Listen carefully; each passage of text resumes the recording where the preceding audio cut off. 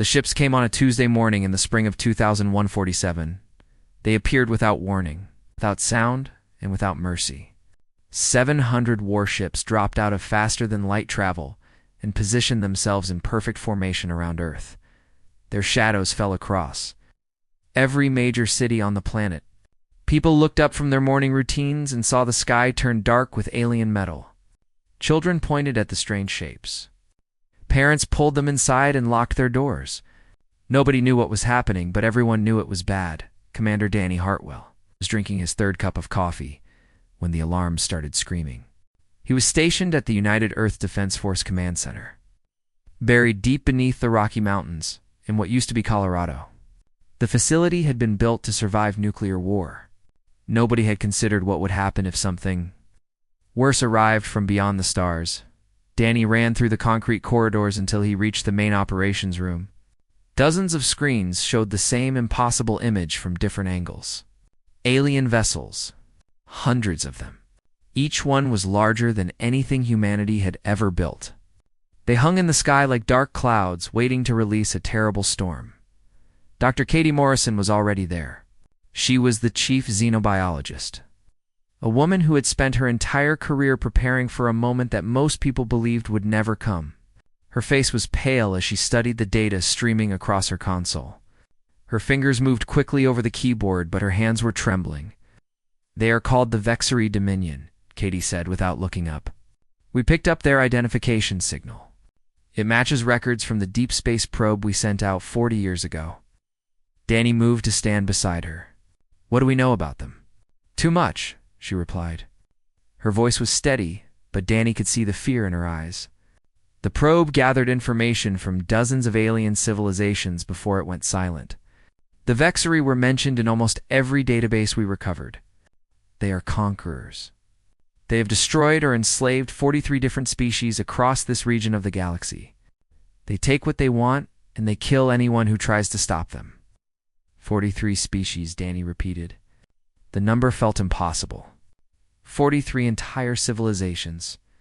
Billions of lives. All gone. None of them lasted more than 72 hours once the Vexery arrived, Katie continued. Their military technology is beyond anything we have ever seen. Their soldiers are stronger and faster than humans. They heal from wounds that would kill us. And they have been doing this for thousands of years. The main screen flickered, and a face appeared. It was not human. The creature had gray skin stretched tight over a skull that was too long and too narrow. 4 eyes blinked in sequence across its forehead. Its mouth was full of small, sharp teeth. When it spoke, the translation software converted its clicks and hisses into flat English words. "I am Ambassador Zethkel of the Vexery Dominion. Your world has been selected for integration into our empire. You will surrender all planetary resources. Your population will submit to relocation and service. Resistance is not recommended. You have 24 hours to comply. Failure to comply will result in the systematic elimination of your species." The transmission ended. The alien face disappeared and was replaced by static. The room was silent. Danny could hear his own heartbeat pounding in his ears. Around him, officers and technicians stared at blank screens with expressions of disbelief. Some of them looked like they might be sick. Others looked like they wanted to cry. A few just looked angry. "Get me a connection to every world government," Danny said. His voice was calm even though his insides were churning. Now, the next 6 hours were chaos. Emergency sessions convened in every capital city on Earth. Military leaders argued with politicians. Scientists presented data that nobody wanted to believe. Religious figures offered prayers that felt hollow against the scale of what was happening. News channels broadcast panic and confusion to billions of viewers who had no idea what to do. Danny stayed in the command center and watched it all unfold. Katie worked beside him, pulling together every piece of information humanity had ever gathered about the Vexery. The picture she assembled was not encouraging. "Their technology is at least 1,000 years ahead of ours," she explained. "Their weapons can cut through our strongest armor like it does not exist. Their shields can absorb anything we can throw at them. Our missiles, our lasers, our nuclear weapons. None of it will make a difference. Their soldiers are larger and stronger than any human. They can regenerate from wounds that would kill any of us. One Vexery warrior is worth 10 of our best soldiers. So we cannot win, Danny said. It was not a question. Katie hesitated before answering. According to every calculation I can run, no. We cannot win. Not in a straight fight. Not with what we have. What happened to the other 43 species? The ones who came before us? Most surrendered immediately. They saw the numbers, and they gave up without a fight. The ones who tried to resist were destroyed within days. The Vexery keep detailed records of every conquest. They study each species before they arrive. They know our weaknesses. They know our population centers. They know exactly how much force is required to break us. They have turned conquest into a science. Danny nodded slowly. He walked to the window that looked out over the operations room. Men and women in uniform worked at their stations, trying to coordinate a defense against an enemy that had never lost. They were scared. Danny could see it in the way they moved, in the tension in their shoulders, in the quick, nervous glances they kept throwing at the screens. And how long do they think it will take to break us? Danny asked Dot. Katie pulled up a document on her screen. It was a Vexery tactical assessment that had been captured by one of their deep space listening posts years ago. Their predictive models give Earth a survival window of 16 hours. They expect us to collapse before our deadline even arrives. 16 hours, Danny said. That is not very long. No, it is not. The United Nations held an emergency vote at midnight. Every nation on Earth participated. Old enemies sat beside each other.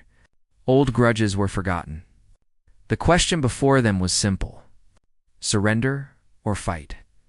Danny watched the results come in on his screen. The numbers climbed steadily in one direction. Country after country cast their vote. Some took longer than others. Some argued until the last possible moment. But in the end, the result was unanimous. Every single nation voted the same way. Humanity would fight. Katie stood beside Danny as the final tally was announced. They have no idea what they are getting into, she said quietly. The Vexery have done this so many times. They know exactly how this story ends. Maybe, Danny replied. He turned to face his staff. These were the men and women who would coordinate the defense of an entire planet against an enemy that had never been defeated. They were scared, but they were also determined. They had chosen to fight even when fighting seemed hopeless. They'd never fought humans before, Danny said. Let us show them what that means. Somewhere above them, 700 alien warships waited for Earth to surrender. Their commanders reviewed their schedules and prepared for another routine conquest.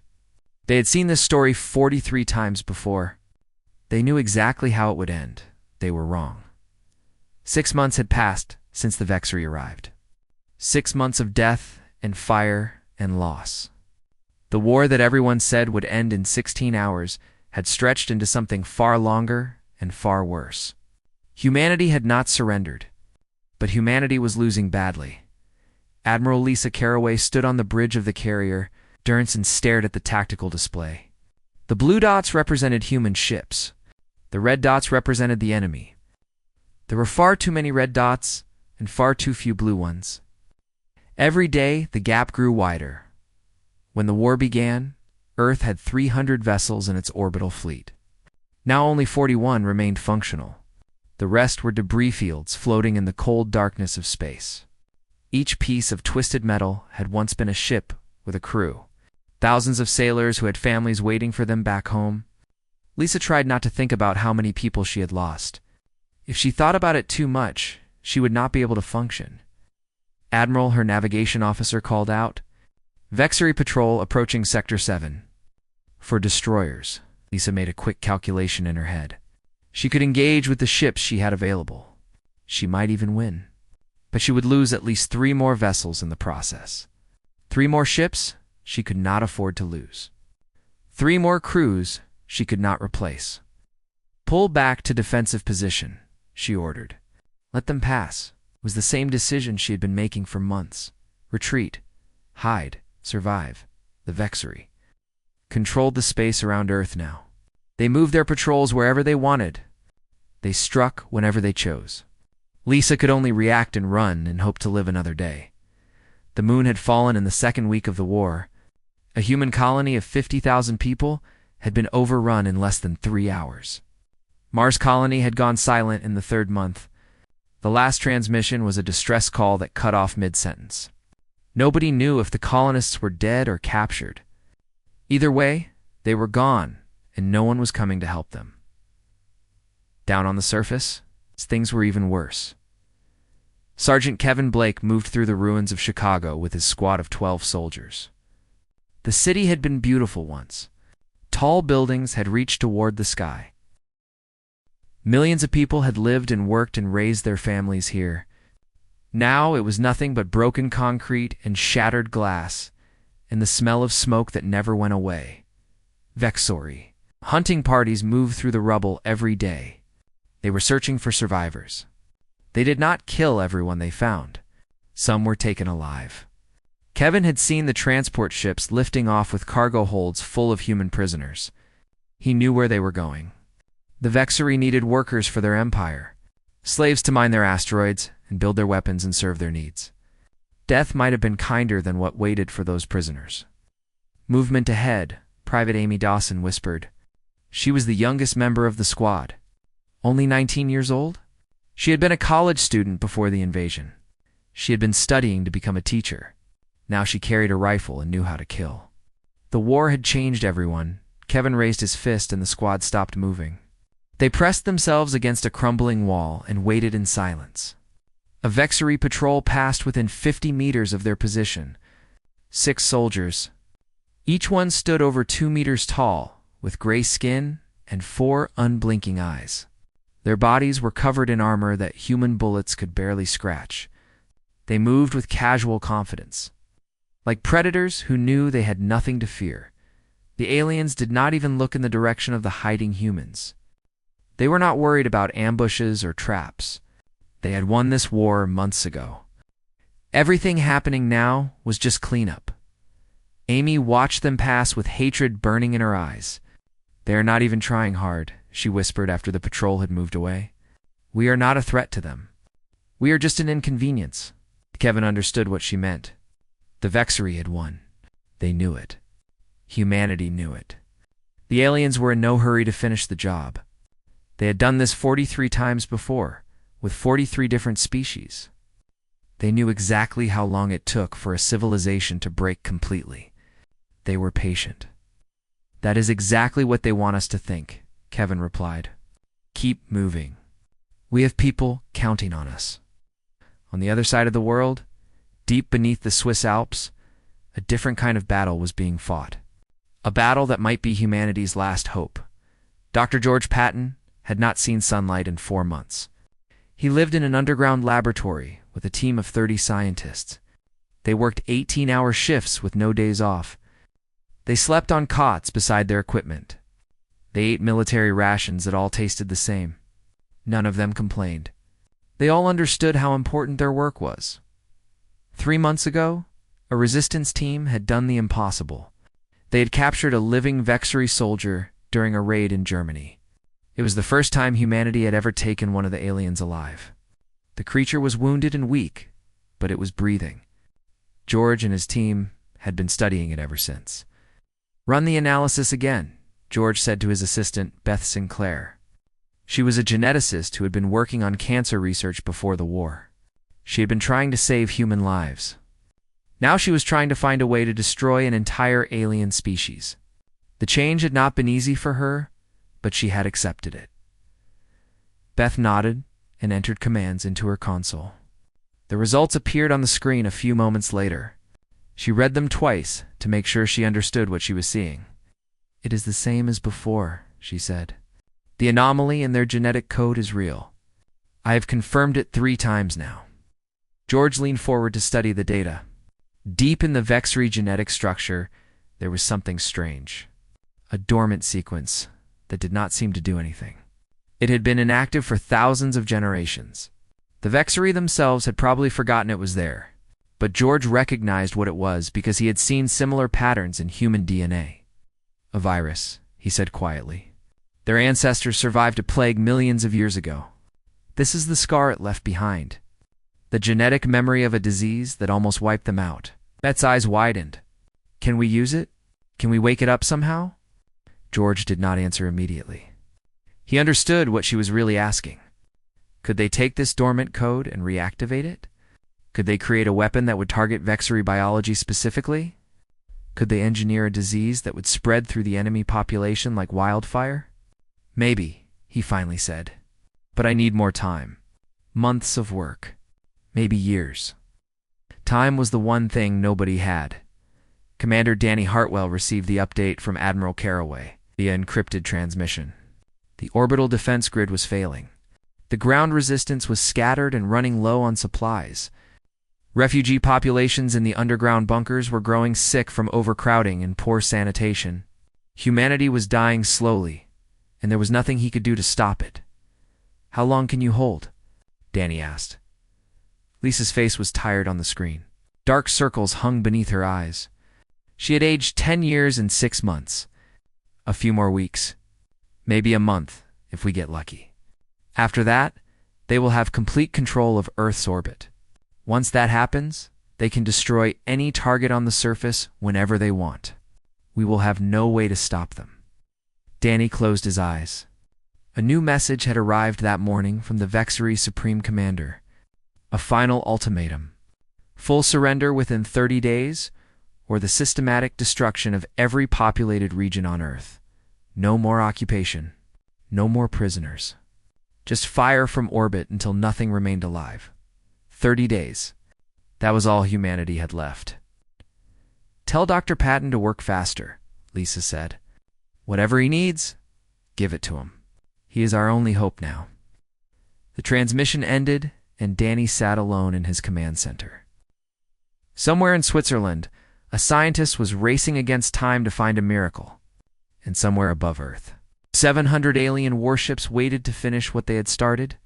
Day 28 of the ultimatum arrived with fire falling from the sky. The Vexery had grown tired of waiting. They had decided to give humanity a preview of what was coming. The European resistance fell first.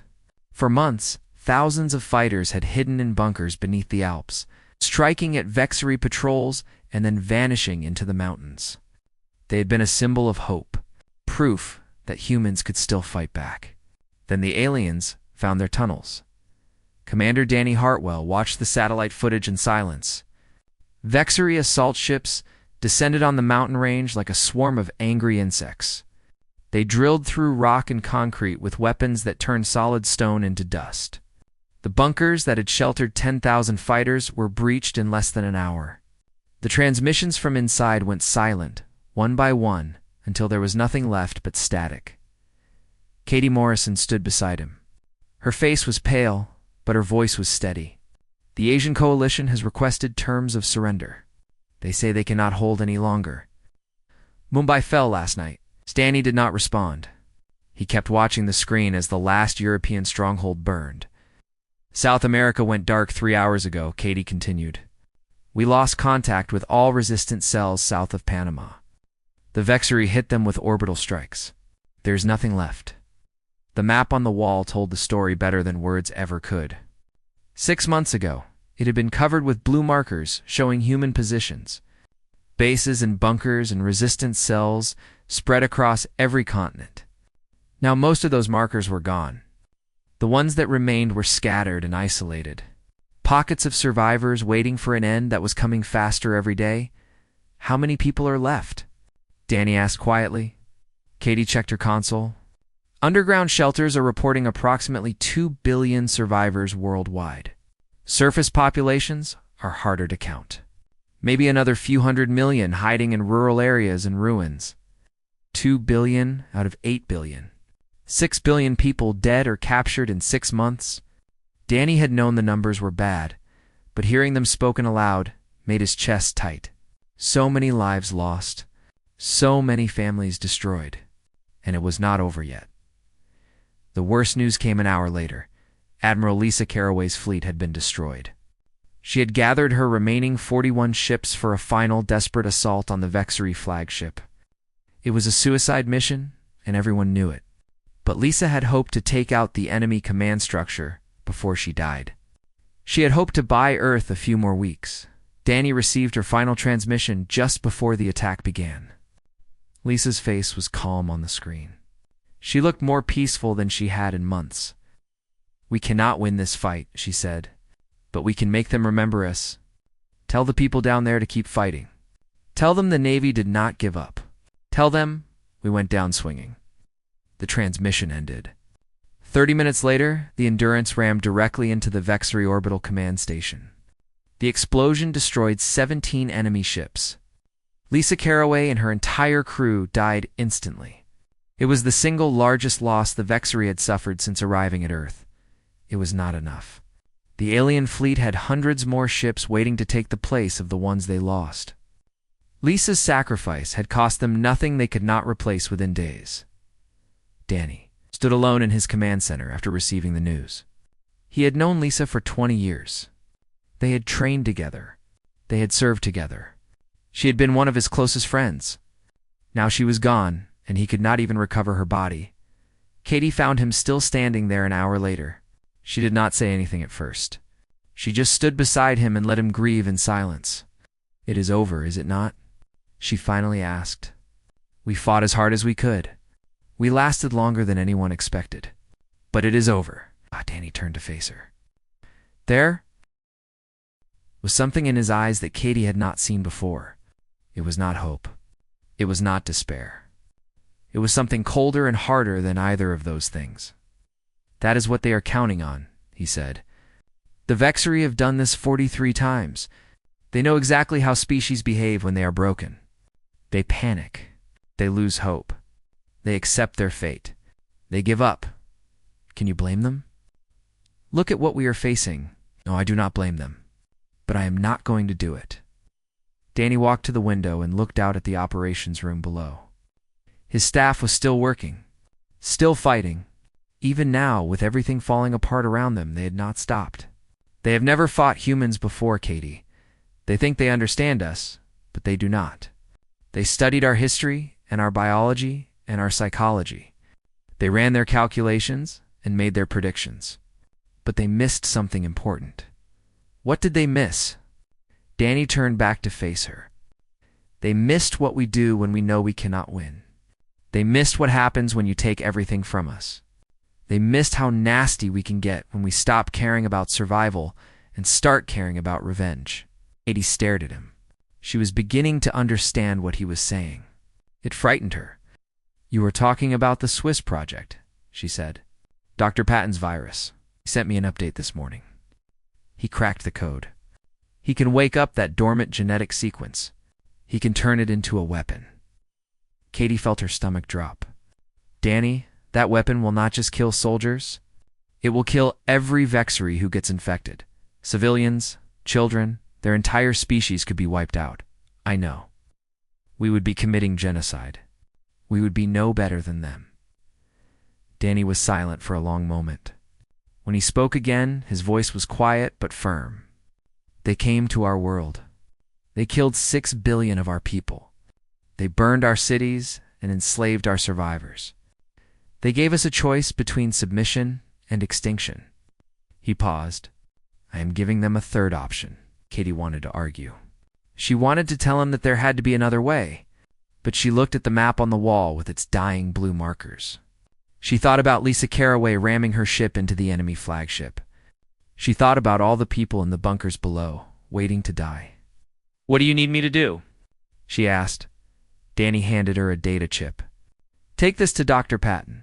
Tell him to finish the weapon. We have 2 days before the ultimatum expires. If we are going to do this, we need to do it before they start glassing the planet." Katie took the chip. Her hand was shaking, but her grip was firm. "And what will you do?"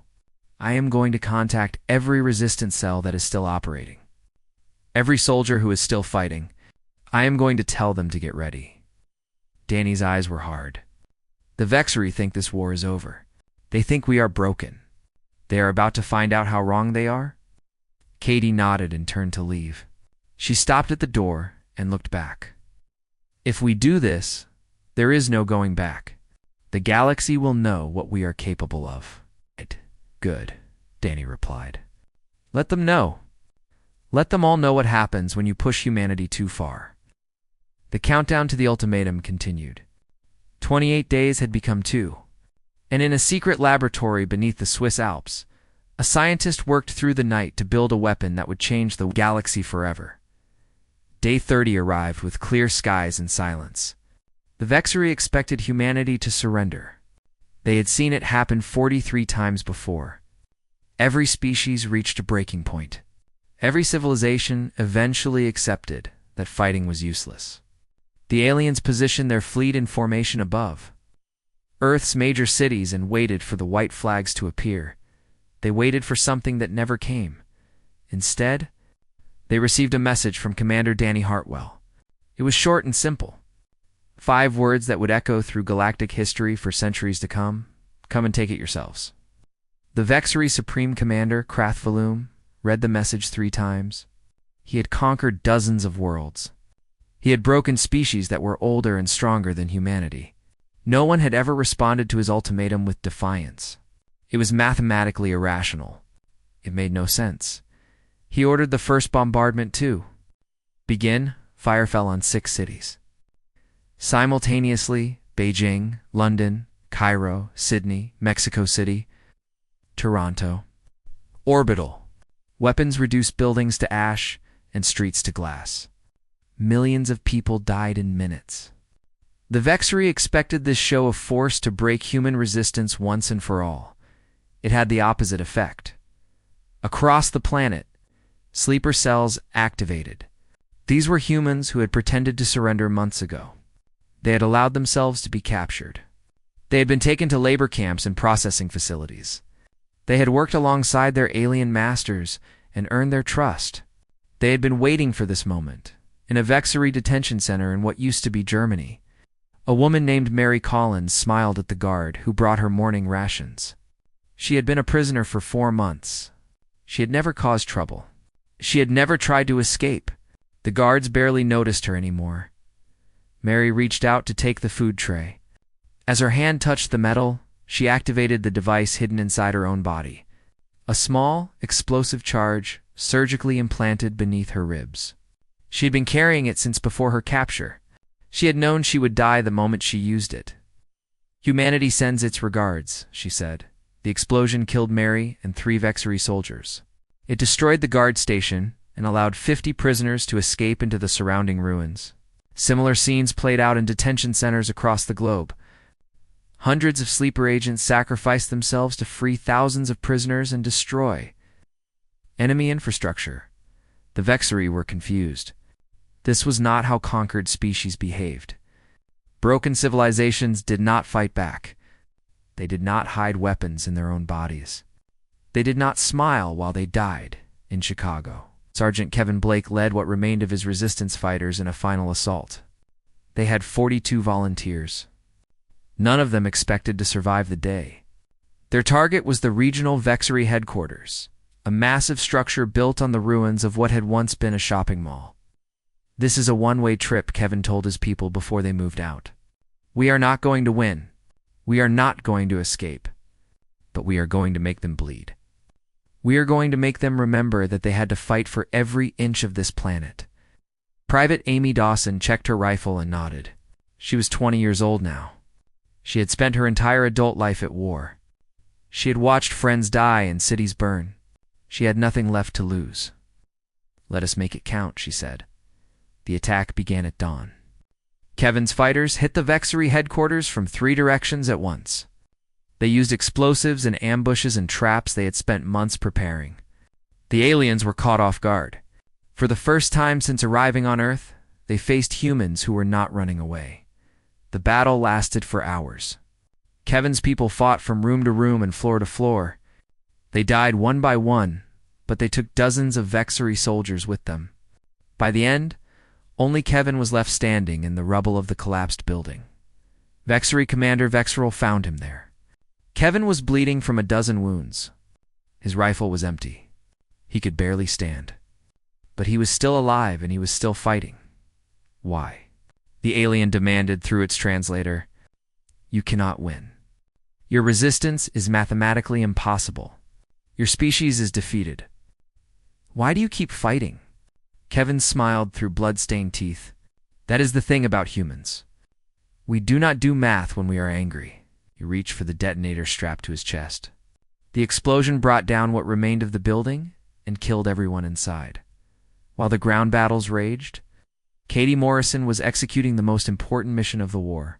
She had volunteered to deliver Dr. Patton's virus directly to the Vexery flagship. It was the only way to ensure the weapon reached the enemy command structure. It was also certain death.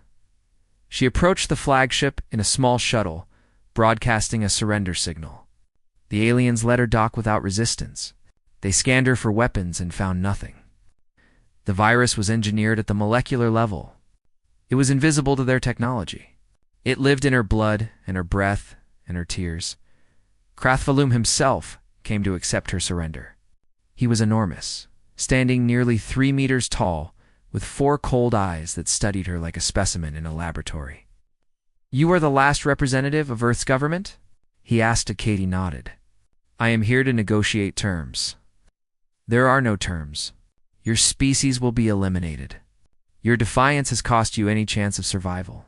I understand. Katie stepped forward and extended her hand in the human gesture of greeting. "Then let me at least thank you for meeting with me personally." Krathvalum did not understand human customs. He saw no threat in the small woman standing before him. He reached out and took her hand. The moment their skin touched, the virus transferred. It would spread through his body within hours. It would spread to everyone he contacted within days. It would spread through the entire Vexery fleet within weeks. And there was no cure. Katie watched the alien release her hand. He had no idea what had just happened. "What have you done?" Krathvalum asked. Something in her expression must have warned him.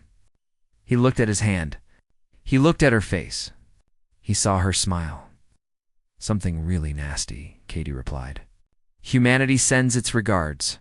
Guards dragged her away. She did not resist. She did not need to. The weapon was deployed. The countdown had begun. In a few hours, she would be dead. In a few weeks, every Vexery in orbit would follow her. On the surface below, the bombardment continued. Cities burned and people died. But in bunkers and ruins across the planet, the survivors heard the news through encrypted channels. The virus was loose. The enemy would fall. Humanity had lost the war, but they were going to win the genocide. 3 months after Katie Morrison walked onto the Vexery flagship, the last alien ship in Earth orbit went dark. The virus had done its work with terrible efficiency. It spread through their ventilation systems and their food supplies and their water recyclers. It passed from soldier to soldier through casual contact. By the time the Vexery understood what was happening, it was already too late. Commander Danny Hartwell stood on the surface for the first time in nearly a year. The bunker beneath the Rocky Mountains had kept him alive through the worst of the fighting. Now he emerged into a world that had been transformed by war and death and desperate choices. The sky was gray with ash from the burning cities. The air smelled like smoke and chemicals. Wreckage from Vexery ships littered the landscape, crashed to Earth when their crews succumbed to the plague. It was not a victory celebration.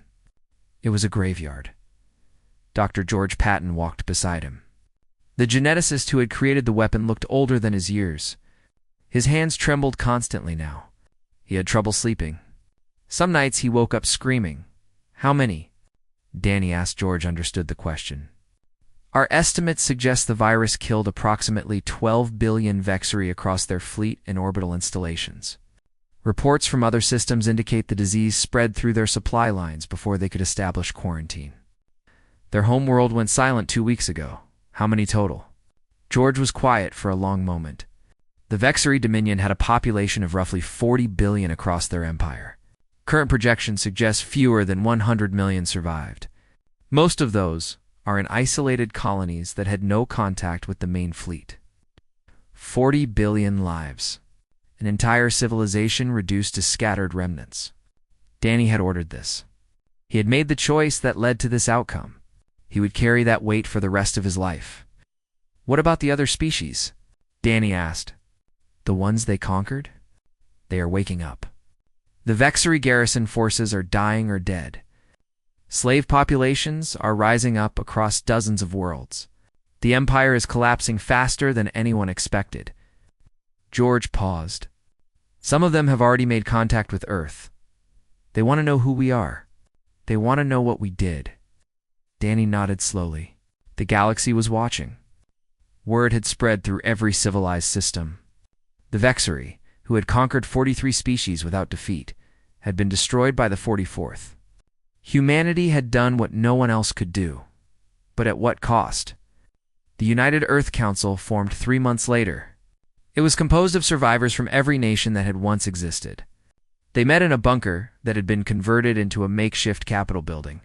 The old flags and borders meant nothing now. There was only Earth and the humans who remained on it. Danny addressed the council as their military commander. His report was brief and brutal. We began this war with 8 billion people. Current census estimates suggest approximately 1.8 billion survived. Our infrastructure is destroyed. Most of our cities are rubble. We have lost 70% of our agricultural capacity. Starvation will kill millions more in the coming months if we do not find solutions. The council listened in grim silence. They had all lost people. They had all seen things that would haunt them forever. But they had survived. That had to mean something. What about the Vexery technology? One delegate asked. Their ships are still in orbit. Can we use them? Dr. Patton's team has been studying the wreckage. Much of it is damaged, but some systems are recoverable. Their propulsion technology is centuries ahead of ours. Their power generation systems are more efficient than anything we have ever built. If we can reverse engineer these technologies, we could rebuild faster than anyone expects. The council voted to begin recovery operations immediately. Salvage teams were organized. Scientists were assigned to study alien technology. Farmers were mobilized to restore food production. Humanity had been broken, but humanity was not finished. In the years that followed, Earth transformed. Vexery technology was adapted and improved. New cities rose from the ashes of old ones. Food production stabilized and then expanded. The population began to grow again. Children were born who had never known the war, but the galaxy did not forget. Katie Morrison had survived her capture. The Vexery had kept her alive for interrogation. When their guards started dying from the virus, she had walked out of her cell and found a shuttle. She returned to Earth a hero, though she never felt like one. Now she served as humanity's first ambassador to the Galactic Assembly. It was a gathering of representatives from hundreds of species across the known galaxy. Some were ancient civilizations that had watched the Vexery conquest with helpless horror. Others were former slaves, who had gained freedom because of what humanity did. Katie stood before them and delivered her message. We did not want this war. We did not start it, but we finished it. She looked around the chamber at the hundreds of alien faces watching her. Some showed respect. Some showed fear. Some showed emotions she could not read. I know what you are thinking. You are wondering what kind of species we are. You are wondering if we are dangerous. You are wondering if you should be afraid of us. The chamber was silent. Katie let the moment stretch. We are not your enemies. We are not your conquerors. We do not want your worlds or your resources.